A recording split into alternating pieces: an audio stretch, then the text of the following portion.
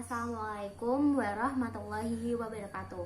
Perkenalkan nami kula Maulidatul Khairiyah, nim kula 2018 323 kula saking kelas gangsal D. Ten mriki kula badhe nembangake salah setunggale tembang macapat yaiku Asmaradana. Sakderenge kula nembangake, kula badhe nerangake sithik babagan tembang Asmaradana. Asmara kuwi tegese tresna.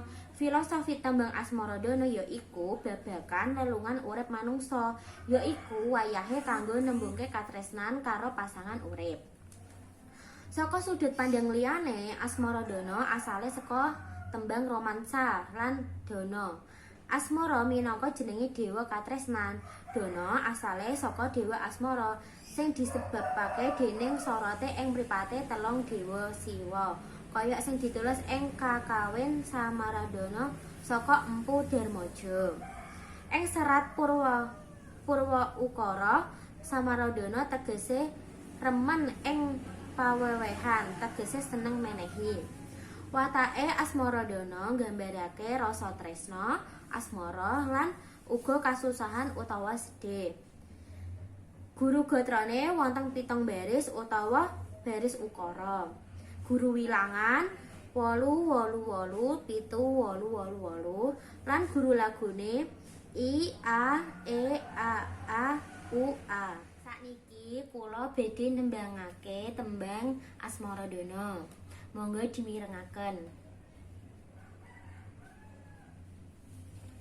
Gegerane wong akrami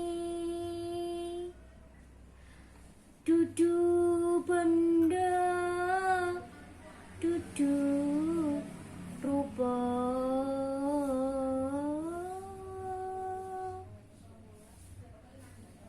amung ati pawi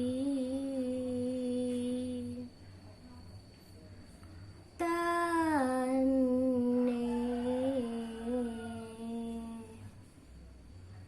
luput pisan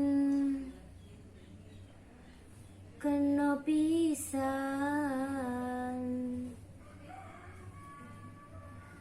yen gampang luwe gampang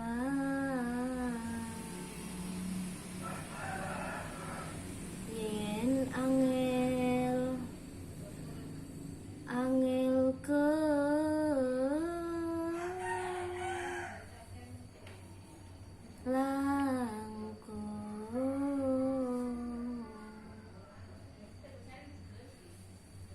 tan kenoti numbas arto